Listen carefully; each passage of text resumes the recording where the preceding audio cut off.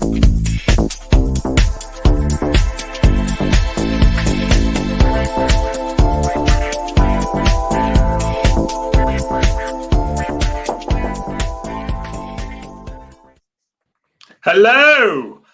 Hello. Dave's out in the field again. He's in the field. Mate. Dave, how are you? Welcome to everyone. Just give it a few seconds for everyone to just come online, things like that. I'm very good. How are you? Waiting. Yeah, I'm really good, mate. Really good. It's been a good week. It has flown by. Seriously, I thought it was about Thursday or something. Yeah. And I'm out in this you're scanning around at an empty field. Yeah. I mean, if I open the door, it's blowing a hoolie out there. So I'm in the van. What have you been up to, mate? What have you been up to? So I'm here with. Oh, he is the main man. Now, tell me, are you privately, out of your own pocket, in your own time, actually teaching an old dog new tricks? Yes, and the old dog is me. Yes, I'm in the Staffordshire countryside with two retired Met police dog handlers and instructors. Yeah. Teaching Finn a new skill, but also refreshing some of my skills, and also looking at the outside world and how they. I mean, the guy here, Rob Hewins, he's a retired Met PC dog handler and instructor, but he's a doctor. Dr. Rob Hewings. He's taken that his level of understanding and learning that far that he now has a doctorate in all sorts of animal behaviour. So this is amazing. And before we just bring on Nigel Lang, who is part of the Southwest Ambulance Service, and he's with the Air Ambulance. I've known him for a few years. We've done a few things together. So we're going to bring him on in a little bit. But Dave, just a little bit more on that, because clearly Finn is able to track, and I keep forgetting, was he firearms? I don't think he was firearms. He was firearms support. He was firearms. Yeah. And so what's he learning new that you didn't know before? So when Finn was searching for things, he was normally searching for people, and now and then we would ask him to search for things that people had thrown away, so it was human scent. But and normally when people discard things, they're like big jumpers or balaclavas or rucksacks, so the scent's quite big. But now we're asking him to look for tiny droplets of I mean, in this instance it was gun oil, but you can use clove, or you can use anything really that's got a scent. And we're asking him to go into minute detail with his searching. Wow. And what that does is for him, and these searches are small. They're over a much smaller area, a small part of a building or a small part of a route. And what it does is it keeps his mind incredibly active. He's getting a little bit of exercise, which his body needs, because he is slowing down, bless him. But it keeps this so active that he finishes his day here and he's the happiest and most tired dog there is, but he's had a wonderful time. So you're learning stuff as well, or you're basically getting you're expanding your sort of the information coming in, so you can compare it with what you're doing, and because I know with the firearms units in Devon and Cornwall, I know used to be a training centre there when I was being instructed there, and we would get students from all over the force area, and they would bring nuggets of information which we would then assess, look at, and then take on if necessary. I mean, it's all a national course and things, but you do get these local ideas. And going back to that one then, because you've got USB cards and all that, so things such as money laundering, paedophilia, that side of things, where these tiny little cards, memory cards, have been secreted in various areas. And I know, again, in Devon and Cornwall, a guy, dog handler, went over to America in his own, with his own, on his holiday, so to speak, with his own money. And then it was only when the force realised how useful it was that they refunded him his fees, because it's incredible. Devon and Cornwall really spearheaded that in the UK. They were the first to bring it here, and they had the first courses. So sometimes you do need to step outside of what your sort of base is, and see what other people are doing. And coming on a course like this with Rob and Karen has been brilliant. Oh, it is It is amazing. And then, so what about the other people that were with you? I bet they're sort of thinking, blimey, we've got an actually real dog handler with us, with So a hero dog. Finn's had his picture taken with everybody. Everybody knows who Finn is. Yeah, it's been lovely. And of course, they're from all the four corners of the country, so they bring what they're doing locally in, and it's such an amazing sort of learning platform, and you get to share all this information. It's absolutely brilliant. Well, before very quickly, before we go on to something as heroic as the air ambulance and stuff like that, which is all this side of stuff, isn't it? It's all this. This is it. I mean, these were photographs now that I took with these, and these were just plonked next to you, and it was just amazing. I took this photograph. I don't think with this one there was much they could do for them. This was a off-roader motorbike. It just literally had a cardiac and fell over off his bike. So if, like his friend said, my God, you know, he certainly died doing what he enjoyed, because that was his hobby. But there was something before we go into this. I've got a much more important thing, because I tried to embarrass my wife. We'd been married I had to ask her the other day, I think it's 27 years. No, wow. I've known her for 27. No, I've known her for 27 years. I think we've been married, I don't know. She's as bad as me, okay? She's as bad as me. But I was in the loft and we were clearing a load of stuff out. And I even got a skip. And I thought I was going to have to wait until she went to her mum's house before I could get rid of the stuff. But she's been really good. And I get an old newspaper of when she was Miss Torbay, right? Now, she's mortably embarrassed every time I mention this. And if she was listening to this on her phone outside, she'd be bursting the door open saying, don't do it, don't do it. She's really embarrassed, right?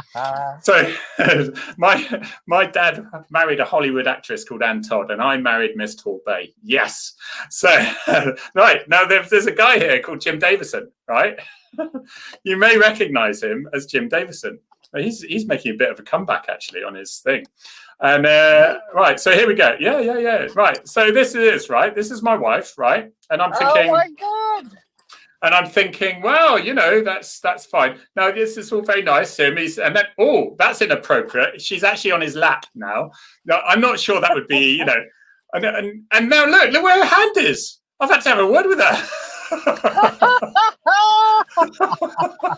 So I think I thought that was really Harry, you've been punching above your weight for far too long. So it was great, but there's memories. I mean, that would have been a 1992 paper, and when it listed her, it actually gave, and Rebecca Harding, vital statistics are, and it says something 34, 24, 31. Can you imagine nowadays? Right. Oh my God. So I think it's about time, don't you? I think it's about time. I can't believe we've got a guest. We haven't had a guest for weeks. I know. No, I know. They've been avoiding us like the plague. No, I have got a couple in the, because the thing is, when we have someone on airplanes and things, we tend to concentrate on airplanes, and we love airplanes, but we've got to make sure that it doesn't just be airplanes, you know? So I've got a whole list of people I'd love to have on. But shall we introduce Nigel Lang? Nigel Lang, welcome. How are you? Hi, Nigel. Hi, guys. Mate, I'm so pleased to have you here, because I know, I've known you for a few years now through Learn to Live, haven't I really? But I want to probably a good 10 years, I think. It is. It will have, and we haven't changed a bit. Dave's got really old and knackered, but we've done all right. All right. My hair is as good as it was then. So you're Devon Air Ambulance at the moment, and you are ultimately, as a copper, and Dave will know, he'll have experienced exactly the same stuff, is you are heroes from the sky, and suddenly everything is all right. And do you know what? Generally, there's not a lot you can do when people have been killed at the scene. All right, there is something you can do, but generally, the rule of thumb for me was, if there was an iota bit of life at the scene when you guys turned up, I knew generally they were going to be all right. It's just incredible stuff you did. But let's start from the beginning. Where were you? Are you a Devon boy? I'm a Somerset boy. Somerset. He Yeah. crossed the border, Yeah. like me. I went from Cornwall and crossed the border into Devon. Yeah. But right. So how did it all start? What did you want to be when you were a kid? So I wanted to be a policeman. Did you? Oh, well done. You made a good choice. Yeah. I don't think I was good enough. Oh, about that. So you were probably too clever for us. You knew lots. Yeah. You could learn lots of long words and stuff. You know. Yeah. So you wanted to be a copper. So what changed that? So at what point did that change? I think I grew up a bit, and We never did. I just wanted to do things which were unrealistic, really, like, you know, make a living out of going canoeing and things like that. So that didn't really last, as you can imagine. It's not the sort of thing that pays your mortgage. So so I eventually got round to retraining. I joined West Country Ambulance Service nearly 20 years ago, and did my basic training with them, and a lot has changed over that time. I spent about 7 or 8 years working on the road on ambulances. Yeah. And since then, I've been lucky enough to be working for, as you say, Devon Air Ambulance. Sure. Yeah, Sure. there it is. I mean, again, this was one I'd been to, and again, they survived. They were fine. I wouldn't put it on there otherwise. And it just shows how close you can get to. But so how did you actually get into that department? Because surely to coin an unpopular, inappropriate phrase, it's dead men's shoes, they would call it in the police. If there's those jobs that people tend to stay with, don't they? But what was the situation with you? Yeah, I mean, you're right. But back when I joined, luckily, the paramedics were on for a fixed term. So 2 or 3 years fixed term, and then you came off. I've been very lucky throughout my career, and it continued, because towards the end of my time, things changed, and we no longer had fixed term, because there's a big investment in our training and our development. Yeah, it's very expensive, and for us to rotate through costs a lot of money, and so in fact that stopped, and as long as you know you can continue to do the work, you know, and you're fit enough and able enough to do the work, then we stay on. And so I've been very lucky. I've been on 11 years. Yeah. Wow. That's phenomenal. So the helicopters are run by a charity, but you still work for the ambulance service. Is that right? No, I work. No, so it's different right across the country. Right. So there's no set model for the way the air ambulances work, and things have changed and they've developed over the 28 years that Devon Air Ambulance has been around. So now I work directly for Devon Air Ambulance. Oh yes, it changed, didn't it? What do you think what was the reasons for that? So I think that one of the great things about being independent is the very fact that you can do what you think is right. Yeah. For the role in which you're trying to, you know, work, and the service you're trying to deliver. When you are governed by and run by a very big organisation, and that you're only a very small part of that, then you're not really a priority. Right.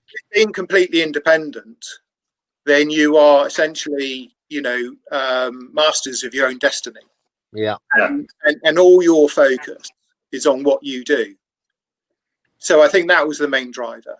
I mean, it's an enormous charity. I mean, I was looking at the facts and figures. I mean, it truly, the support that you have from the public out there is absolutely massive. And of course, you couldn't do it without them. But you know, you've been doing it for 11 years. Is that right?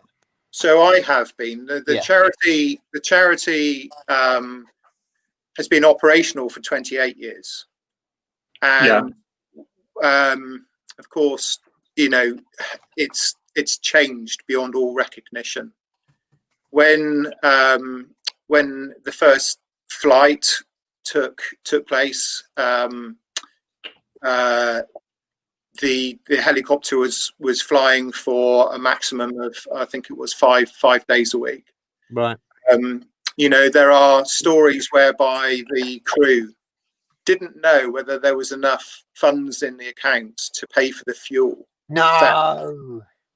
Now, that Wow. was right back at the very beginning, and Yeah. you know, everything has to start somewhere. And what's happened is that you're right, Dave. You know, we are supported in Devon so well, and you know, Harry, you know, thanks for the hero analogy, but you know, I know it's going to sound a bit corny, but truly, the absolute heroes are the people that fund the service. Yeah. You know, and that's people that are, you know, taking part in charitable events, and they are paying to the lottery, and they are leaving legacies, but also the people that are volunteers. We've got hundreds of volunteers, and without those people, we wouldn't exist. And so, it's all about perspective. For me, they are the heroes. I mean, they literally are saving lives, and in a way, it's like the lifeboat. I know people in the lifeboat, and they say, "Oh, the government should be paying for this," and they say, "No, don't," because the government, if they paid for it, they'd cut us and slash the budgets, and we'd be, you know, we'd be in old Sea Kings now, still perhaps, or something. I don't know, but although they were pretty good, but so at least with private, you can really, people can see what they're actually contributing to as well. They can really see the effects of it, and yeah, I mean, it's just a phenomenal thing. So you were lucky to get on it. Is there like a specific training course initially? There must be, or do you go straight onto the helicopter and they sort of, you get a tutor as such? What happens? Yeah, and again, all of that has changed. So when I joined, the training course was 2 weeks. Yeah. So bearing in mind, I was already a paramedic, and now my training course was about working on helicopters. And Sure. so 2 weeks is a ridiculously short training course to work on a helicopter. Yeah. And so I look at my training being several years, you know. Yeah. My first year of working on HEMS was crazy. I bet it was. You know, there was so I thought there was an awful lot to take on board. The guys that join us now, the most recent guys that have joined us, have had to take on board so much more than what I had to take on when I first joined, because what we've done is the service has developed beyond all recognition from a clinical perspective as well. So not only are they having to take on the aviation side of things, which, you know, just does take a long time. You can't shortcut experience, but the clinical side of things is, you know, it's just changed hugely. And just their basic induction was 2 or 3 months, followed by 3 or an additional 3 months, I think it was, you know, just, you know, observing and supernumerary. And then of course, you know, you work with an experienced operator. Now, Dave, I'll be interested. Go on, Dave. No, It was interesting in you, because when I joined the armed response section like 25 years ago, the course was like 5 or 6 weeks, and now it's 13 weeks. Again, it's developed. You're doing more. There's much more involved with it, and dogs, I imagine, exactly the same, doesn't it? It's becoming more professional. Well, it's been 13 weeks for quite a long time, but they are now pushing for professional qualifications, and that's part of the reason that I'm here where we are this week, to try and build some qualifications. But you know, I mean, how many people are, for instance, how many people are on a helicopter when it's taken off or on a mission? How many people are on board? So it depends on the model, and that's different right across the country, and in fact it's different here in Devon as well, because we've got 2 helicopters. Yeah. And broadly speaking, in our North Devon helicopter, we have 3 people. So that's two critical care paramedics and a pilot. Okay. And in Exeter, we have 2 critical paramedics, a pilot and a doctor. So that's our model. You can look right around the country and see variations on that. Yeah. Yeah. Well, so how you talked about it earlier. How much? Obviously, you've got the clinical side, but you mentioned the aviation side as well. So, how much training do you get on that? What's your involvement in that? I mean, if something, God forbid, was to happen to the pilot, do they give you the skills to bring it down? So those are events that have happened. Thankfully, not here in the UK, but certainly around the world, there have been single pilot helicopters where the pilot has become incapacitated. And you're very much then in the hands of the crew that are left, and their ability to be able to perform the actions that we're trained to do to bring the helicopter back down to ground. Now, so you do get that training. It will be a very dramatic landing. So not only are you landing the aircraft, you're also saving the life of the pilot in your paramedic manner. I tell you, I refer back to the hero. Hero, absolute hero. Yeah. You'll be CPR with one hand, joystick in the other. So we've already, I don't know whether you saw it, Nigel, but there's already been a bit of banter about helicopters not being real aircraft from our very good friend Scotty Bateman, who's jumbo jet pilot. Wing pilot.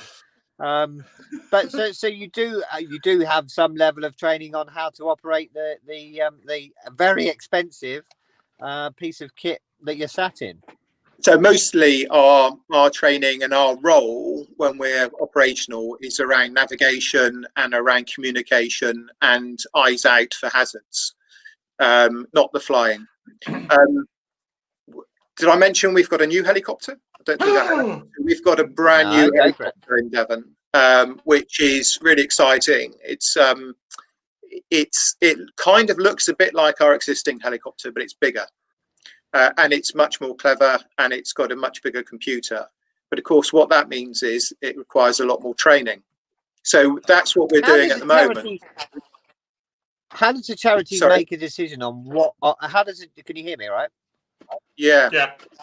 How does the charity make a decision that not that they need another helicopter? Obviously, if the need's there, you get one. But how do you decide what model? Do you go to helicopter supermarket? Is it on Amazon? what do you do? So we've got guys in Devon Air Ambulance who that's their responsibility. So we've got a flight operations director, and we've got senior pilots, etc.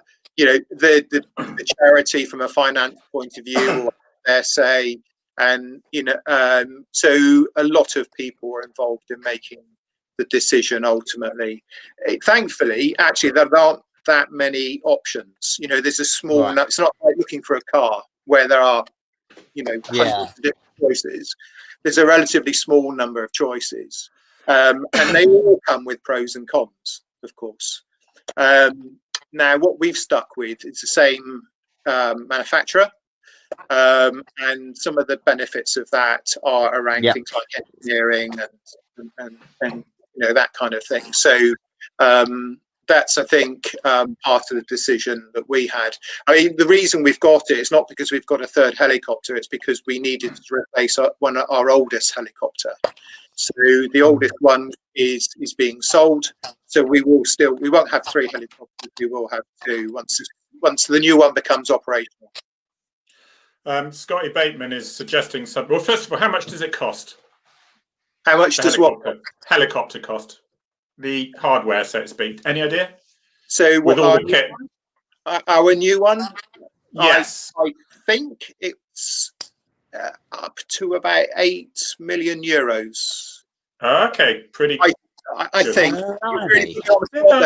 It's around about 8 million euros. See, I don't think that, because it used to be about that a while back. So that's good. And so there's Scotty asking if you want to have a swap. He'll be a paramedic for the day, and you can fly jumbo jets and stuff.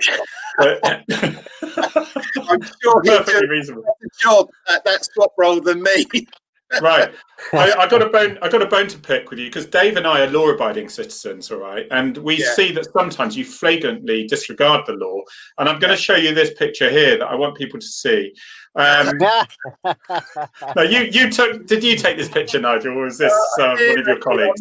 You know me, I'm not that good at putting stuff up on Twitter or observing these kind of things, but even I saw it. So it's brilliant. That's quite a good question, actually. It arises out of that. I mean, if you see a bit of land, do you land on it, or do you think, oh crikey, who does that belong to? I guess if it's a medical emergency, you can pretty much do what you like, can't you? So it's a little bit like blue light driving. Our pilots got exemptions to what normal pilots would have. So we can fly in places and land in places where civilian, if you like, pilots wouldn't really be allowed to land. So we've got limits. There are some limits what we can and can't do, but essentially we can land in lots of very small, tight. See, this is interesting, because there's so many questions around this now. First of all, is there a bit of a healthy competition between the police, especially the police pilots, and the air ambulance pilots? Because the air ambulance pilots get to land in dodgy places and the police pilots don't. And yet I know from experience there's quite a few of them on either side as sort of special forces, ex-pilots and military pilots and that sort of thing. So we get the best, the creme de la creme of pilots. And so you're pretty well looked after, I guess, don't you, Nigel? Oh, do you know what? We really are. Our pilots. I mean, I hope they're not watching this, because you don't want to show any weakness. I don't really want them to know quite how I feel about them, but they are amazing. They land us on scene when we really need to get to scene, in places where even I, after 11 years, will sometimes think, crikey, how did we land there? When we're flying sometimes in 50-knot winds and howling gales, horizontal rain, and we're landing on Dartmoor, we're landing on beaches, we're landing on motorways, we're landing in fields, next to streams, in people's gardens, on sport fields, you name it, playing park. And it's the downdraft as well you've got to be careful of, haven't you, with bits flying about. Yeah. So what we can't do is go to an emergency, then create an additional emergency just by turning up.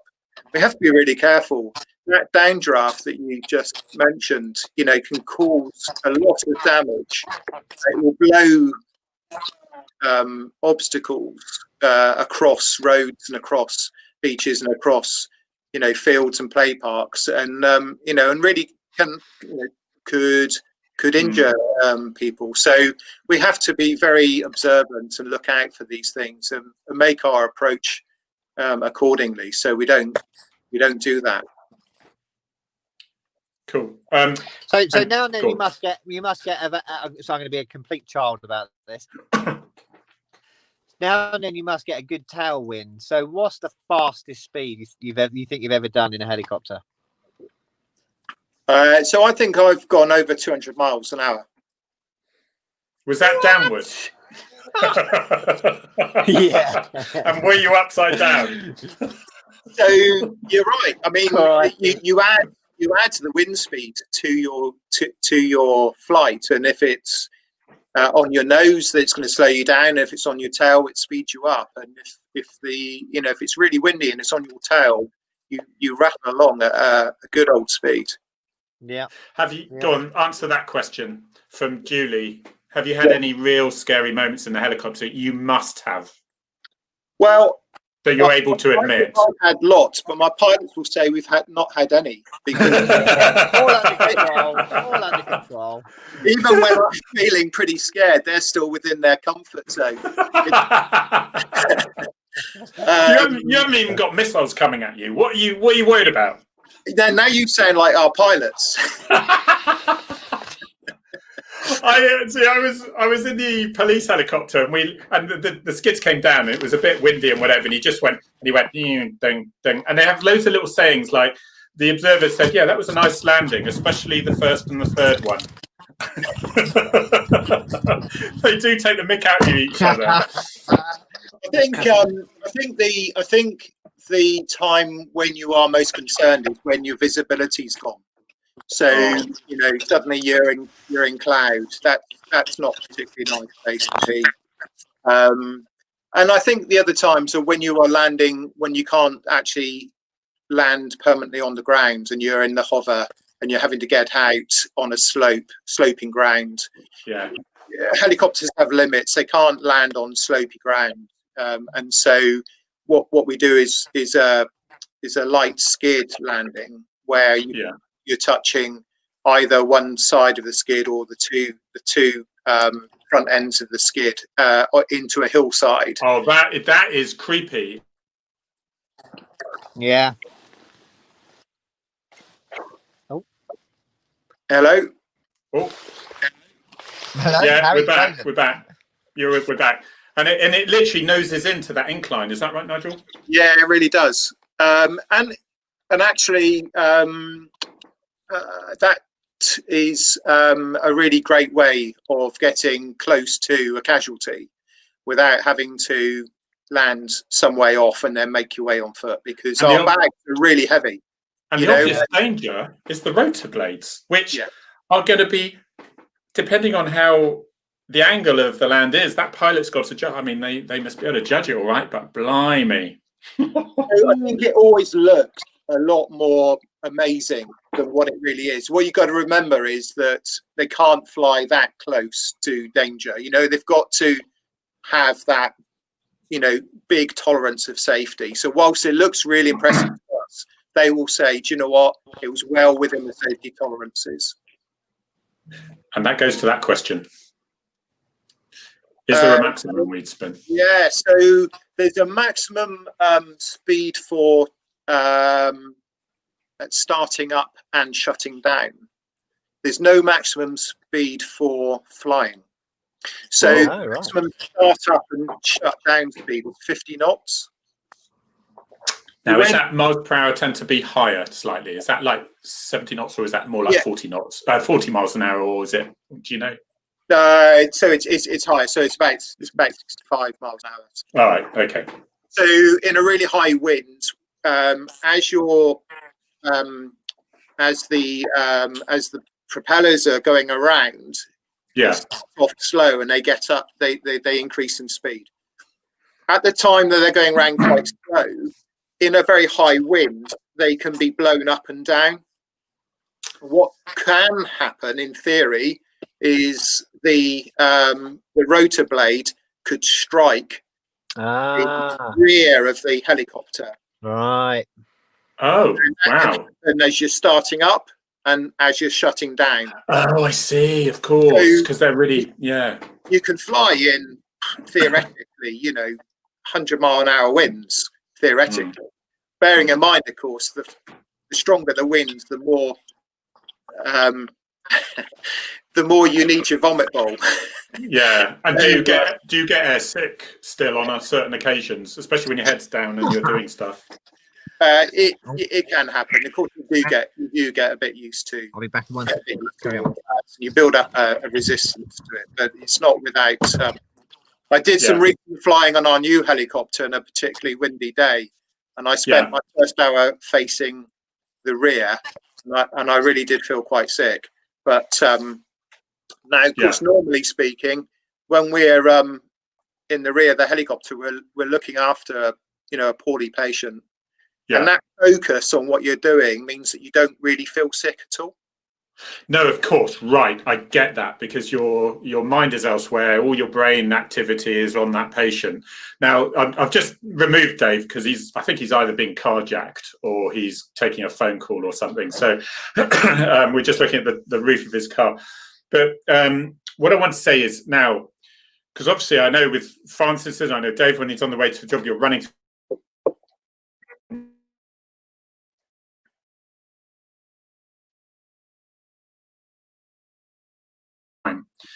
You're back in the room. Sorry, I don't know what's happening. It keeps nipping out. And you can hear me okay? Yeah, I can. Yeah, I'm with you. Nige? Yeah, good, I'm with you. So have you got a process of going through your mind of preparing yourself, especially when it comes in and it's sounding bad and it sounds like you're the first ones on scene, you know, and so what you are going to deal with when you get there? I mean, you could have several patients and a car crash, you know, pile up or whatever, various. And have you done it long enough now where you just think, right, I'll just go through my system in my head, and you're quite comfortable with about that sort of thing? I think things like multiple casualties, thankfully, is not a really common incident.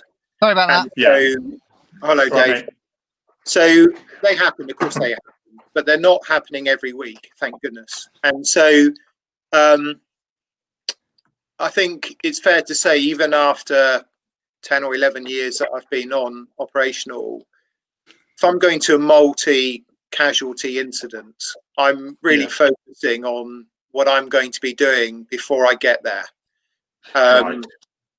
And when you go to a major incident, we follow the same procedures as all ambulances will follow, and as all you know, police officers and fire and rescue guys will follow. We follow a set routine, don't we, in terms of first on scene, the communication, the information gathering, and your first priorities. So they're the same pretty much for all of us.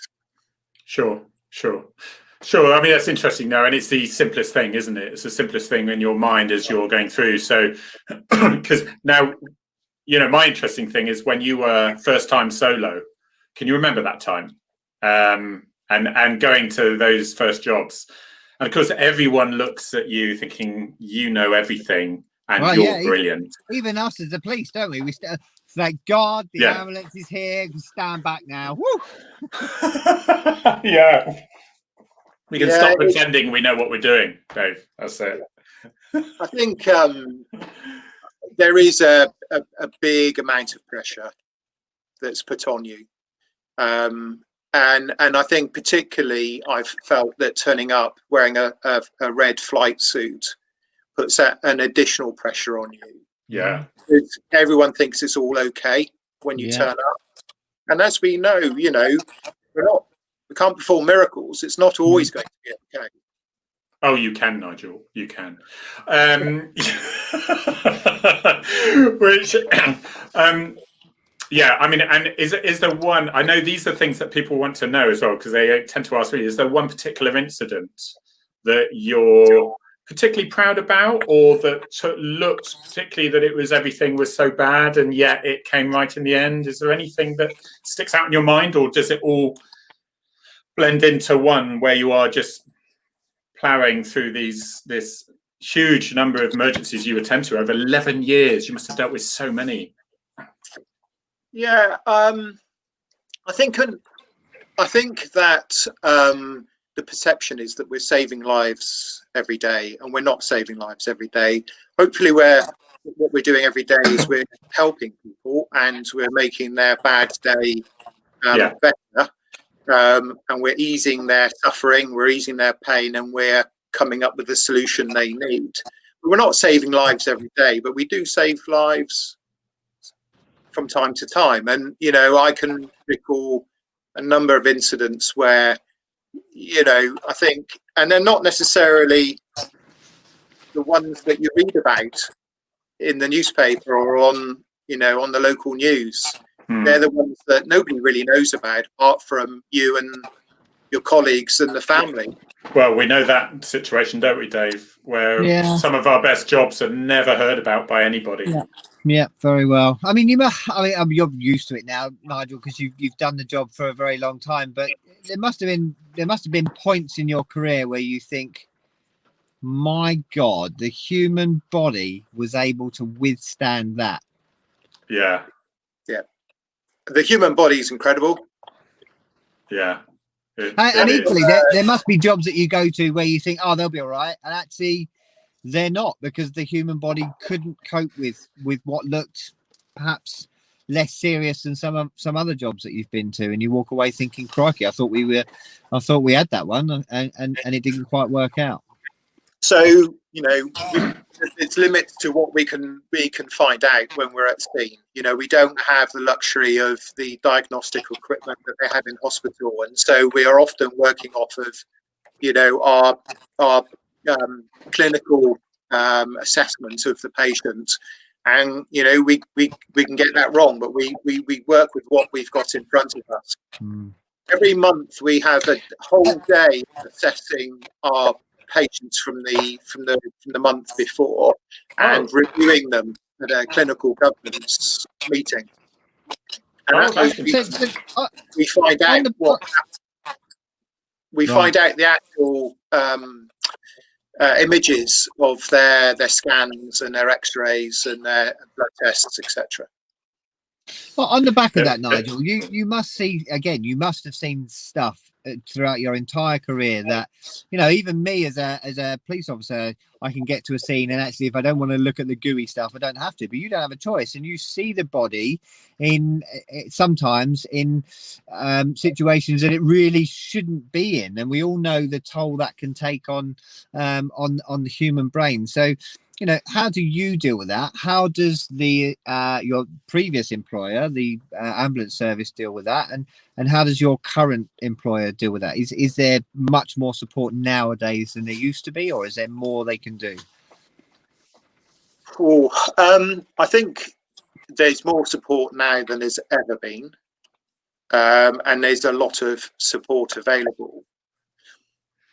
For me, and of course this is all individual, but I think that I get a lot of support from my peer group, and I think you're nodding there, and that's probably not a surprise to you, because working with your mates, your colleagues, I think is the best way to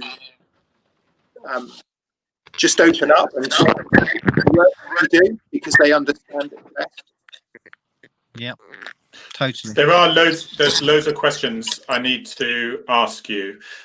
First of all, do you have Hazel, I think it was, do you have an issue with people with their mobile phones trying to get in your way and things like that, getting something on the next YouTube? Yes. Yep. It happens. And do you sort of step back into them by mistake sometimes when you're busy? I can't say I've ever done that, Harry, but I like your thinking. No, so I have asked people to stop.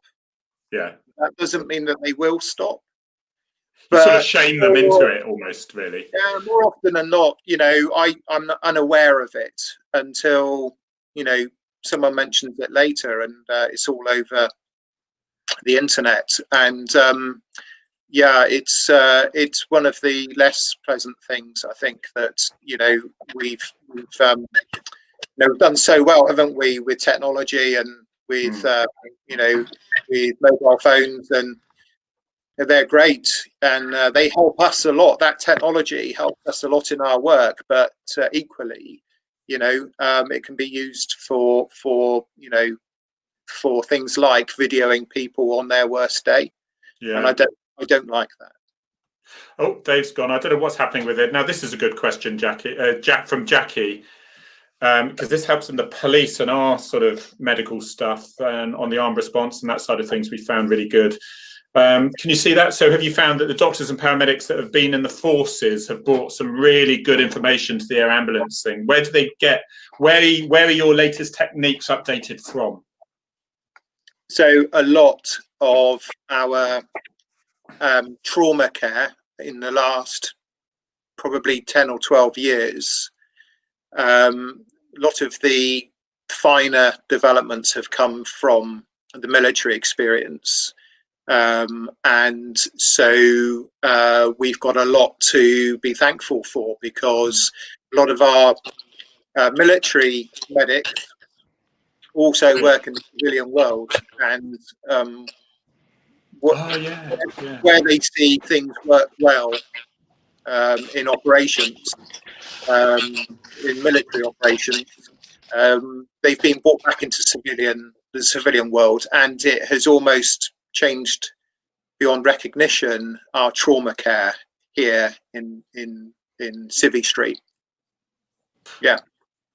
Right, there's a question. Have you had a patient, so their fear of flying sort of overcomes the pain that they're in and they want to get to hospital with? It might not be a life-threatening thing. It might be a situation, you're in the middle of Dartmoor, for example, and it's where a flight is a lot easier than a... Well, so can you imagine, okay, you are the patient. You are the patient because you've just crashed your aeroplane or your helicopter. or you've crashed your paraglider. Is that like getting straight back onto the bicycle sort of thing? And we do go to those. We do go to those. I've been to several aeroplanes and paragliders and hang gliders, etc. And I guess for them that must be not the most welcome sight, having fallen out of the sky. Is it quite claustrophobic as well? Is it quite claustrophobic? I think. Well, when you get shunted in there. Yeah. If you're conscious enough to know your surroundings. I think it probably is a little bit for some people. So the people we fly are the really sick people. We don't fly people unless they're really sick. Yeah. I think if they're really sick, they kind of understand that, this is just something they need to go through. And if somebody's fear of flying is stopping them from us putting them in a helicopter, then they're probably not that sick. Right. Okay. Yeah. I mean that makes sense. I mean, because do you ever get right? There was one here I wanted to actually see. Biggest triggers. Helis, you'll probably have to. Oh, right. There's someone there who said you'd have to sedate them to get them into a helicopter. They probably would be if you're in a helicopter anyway, I suggest. But it is, there's a few people asking that. I mean, my thing is claustrophobia, and I think Dave's, yours was as well, wasn't it? Yeah, but I think I'd be all right. But yeah, I think I'd be all right with it. But then, when you think about it, you'll see Nigel's cheerful little face looking at you, and then realise that life isn't so bad after all. You're in good hands. Well, there you go. How's it been with the masks and things? Yeah, it's been really challenging. And everything I say about the masks and about the PPE will be what all healthcare workers are faced with. Yeah. So what you can't see is the expression on your face. And your body language, much of your body language is focused on your face. Yeah. And when you are either working with colleagues at an incident and you're wanting to communicate with them, to remove that facial expression reduces your way of communicating quite significantly. And of course, then when you're talking with relatives and friends of the patient, it's very difficult to express your empathy without that facial expression as well. On top of that, of course, you just saw a surgical mask there, which is the lowest level of mask in that picture. Yeah.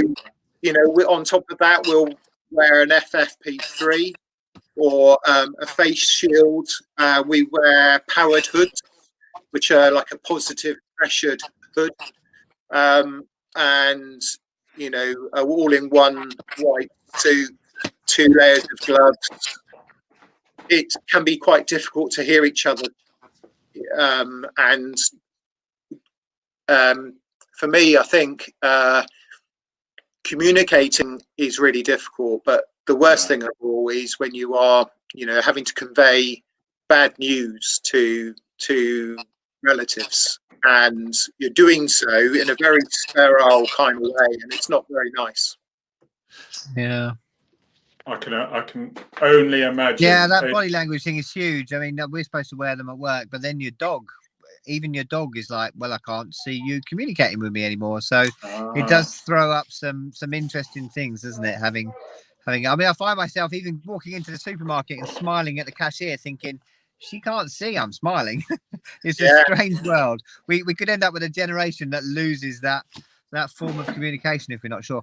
Guys, I'm going to have to leave you because the weather's taking a turn for the worst, and my reception is absolutely appalling here. But Nigel, it's been an absolute pleasure to meet you, and I'm going to leave you in Harry's capable hands. It's been an absolutely pleasure to meet you as well, Dave. Thank you, Dave. You take care. Cheers, my friend. Yay! Right, what I wanted to say about Dave. Right, this is it. You know what? I found that amazing. It's very interesting, isn't it, when he was saying that the dogs also find their handlers wearing masks difficult. I know, he said it. Not thought about that at all. He said it as if we should know it, and because it is so natural to them. It's that they said. I mean, and I know he said in the past, and other dog handlers is basically the dogs can feel along that line. It's an extension of them. They can see if you're stressed and you're thinking, oh no, where's this track? Where's this track? The dog is far more likely to lose the track because it can sense that dad up the end or mum at the end of the line is thinking it's not good. And the dog gets stressed. It gets, it gets frustrated. It's just a fascinating subject. I mean, they just eat, live and breathe dogs. It's amazing. So of course you as the air ambulance wouldn't have had dogs on or do you have a woman with a dog? You're there. Do you put obviously, if anything, you can put the dog into the hands of a friend or even a member of public, but I imagine you avoid at all costs trying to put, because you don't know how it's going to behave, do you? No, so we wouldn't put, I can't imagine us ever putting a dog in the helicopter. I think there has been one incident in my whole career where we found ourselves considering it, but we didn't do it. And you're right, you have to use those people around you to the general public are amazing, aren't they?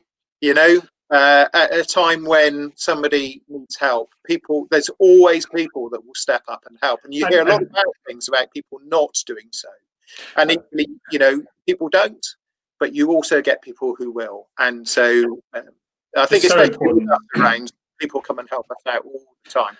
It's so important to remember that, Nigel, because I especially got to see the worst part of the public. Generally, it's usually when they were shouting at me or when they had just committed a crime or whatever. And I used to do a lot of Duke of Edinburgh Awards sort of stuff. Well, still do really, and you see, actually, do you know what?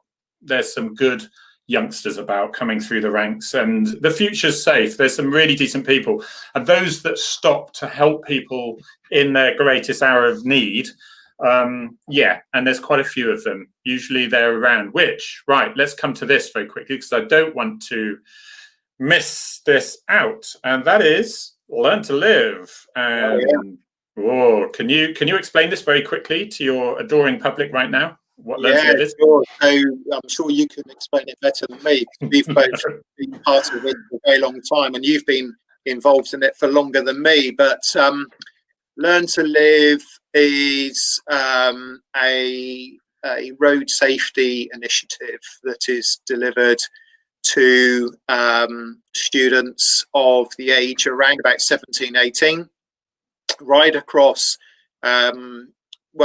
I was going to say Devon, but it's actually Devon, Cornwall, and many other counties now. But within Devon and Cornwall, I think I'm right in saying we get to speak to about 12,000 students. It is. Yeah, it is about 12,000. And it's a presentation. It's quite a long presentation. It lasts for about an hour and a half, and it's delivered by a incredible group of people who I've got to know over the years, and Harry has as well. A relatively small group of people who are made up of all of the emergency services, and also the parents of some children that have been killed on the roads. And so in their memory, often the parents are putting themselves forwards to help get the message out there to students. Road traffic collisions are one of the incidents that I find probably hardest to deal with. You know, when I get home at the end of a shift, when I've had to deal with somebody that has been either very seriously injured or killed on the road, I feel very sad about that, because these are things that are preventable, and there's no such thing, I feel, as, you know, a road accident. You know, these collisions occur because somebody has chosen to drive in such a way that has meant that somebody has, you know, suffered as a result. And you do find, and I think it really gets into the hearts of the youngster. They're just about to start driving, or they're just being driven by boyfriends or girlfriends, and it's to empower them to think that actually I can do something about this. You know, I'm feeling unsafe, and that's the thing. And it's an incredibly thing. And I've always said it's much better than giving just speeding tickets out to people. It's a bit too late then. Few questions here, Nigel. First of all, night flying. Do you night fly? Yes, we do. We've been night flying since 2016. We currently finish at 2 o'clock in the morning. And we finish at 2 o'clock in the morning because of a couple of big reasons, really. After 2 o'clock in the morning, there is still work to be done, but it's the workload drops off quite a bit at that time of the day. Of course, there's a cost associated with it. We have a vision of providing an air ambulance service in Devon 24 hours a day. So we're currently flying 7 days a week, every day of the year, 2 helicopters, and covering 19 hours. So we've just got to make up those remaining 5 hours at some point. We will do so.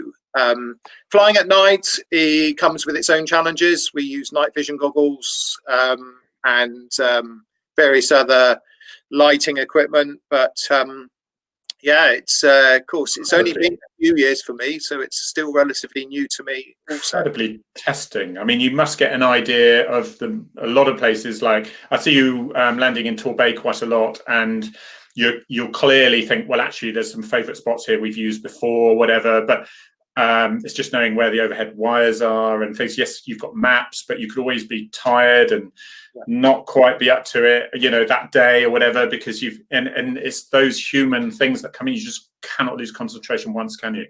No, absolutely. You know, so our mapping system is really state of the art. It's great. So we can see where most wires are and wind farms, etc. But do you know what? When a new wind farm goes up, our mapping system won't update immediately. It might take a few days. So and pilot, you know, especially we go to lots of farms, you know. Yeah. We're a very rural county, and the wires that get, you know, stretched from one barn to the next, they're not on our mapping system. So you know, you really have to look at it. Do you think the pilots are ever tempted to go through the blades if they get really quick?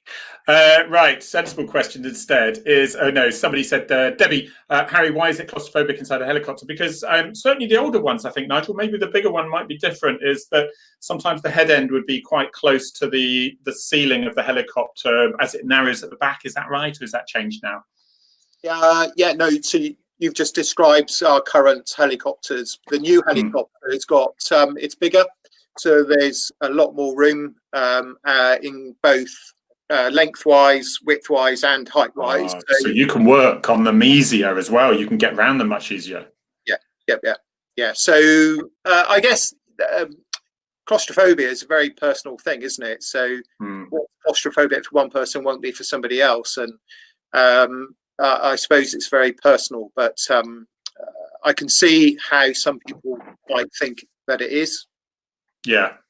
Calv is he's asked. He's ex-military, I believe. Would an armed officer accompany high risk? We certainly do in the police helicopters. I probably think it. I don't think it probably has ever happened in my memory, Nigel. The necessity wasn't there, I imagine. Is that right? If you say you've got, I think we would for sure, but only in exceptional circumstances. So it would have to be a VIP of some description. So it'd be, let's say, a member of the royal family or a senior member of government, I would imagine, who needed an armed officer would probably. Yeah, that's right. And people think, because I worked on the VIP side of things, people think, why should they get any more? Because the protection officer is actually protecting the position they're in, not the human being. So yes, the human being comes with the position, but it's considered by the country that it would be a huge loss to the public overall, the country overall, and that's why they get protection, sort of thing. So there you go. There's loads of stuff coming in. I was just after a really bad accident talking involving many vehicles. Just people, it's quite nice to see people just expressing their feelings and things. An incredible amount of people grateful and glad you're there. Do you know what? It's just really nice to know that in this country, with all its complaints and things like that, and that if we need help, we can get it. And it's like the NHS, and it's a bit like policing. Even though we've lost a lot of the stuff through austerity and things, and the queues might be slightly longer for the bit. If you are dying or you are in dire need of assistance, it is there immediately, and that is amazing stuff, isn't it? Really, it really is. And when you compare, for example, the sort of response you get here in the UK to maybe in the States, and the difference being, a bill, maybe 70,000, 80,000 pound bill for a helicopter taking you to hospital, and in this country it's free. There you go. Difference, just a few thousand miles away. What a difference it is. And somebody actually said, I don't know if you've heard this, they said it would cost me 30p to use the toilet in town, but I can get a brand new heart transplant for free. So it just shows what it's like. And is there a reason why smaller aircraft is used as opposed to the Merlin helicopter? I know the Merlin helicopter, I happen to have flown one, is a massive downdraft on those things. And the Coast Guard tend to use those, don't they, Nigel? Do they, I think they use the Augustas, I think. On that.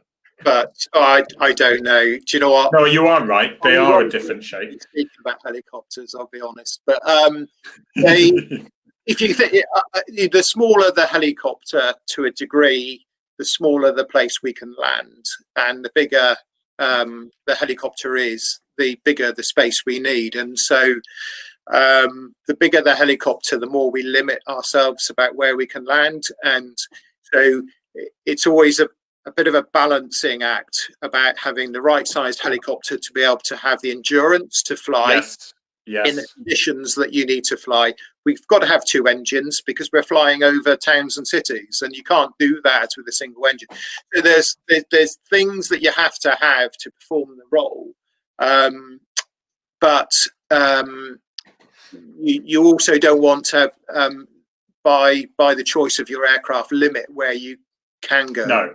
No, because you don't. It's not necessarily numbers you need in the back of a large aircraft like that, is it? You don't need. I mean, large aircraft like a Merlin, for example, you can fit a lot of people in there, and yet most of the time you're bringing nobody or somebody back, just one person. I think we've got to end. We've got to end it. We've got to end and leave them wanting more, Nigel. It is 5:04, and I think that one's a recap there from Mick. The Air Ambulance does a fantastic job, shouldn't need to be a charity, but I disagree because, and this is a good point to say, please think of your local Air Ambulance, and to donate to, because in this day and age, there's less charity money is being given and being collected because of all the COVID side of things. So please, support your local air ambulance, and if you can't think of one, do it to the Southwest Devon Air Ambulance because they need it. And we don't really want it to be a charity because the government will spoil everything and give you a really low budget. And but Nigel, thank you so much for coming. It's been amazing. Really appreciated you coming, and we'll leave it there. All right. Thank you, Harry, for inviting me on. It's been an absolute honour and privilege. Brilliant stuff. Thank you. Thank you, buddy. And just everyone out there, if you use YouTube, really good play. I'm always on YouTube now to find out exactly what's happening, as opposed to the news and all that now. But if you could look up Frontline Chat, and here we go. If you could look up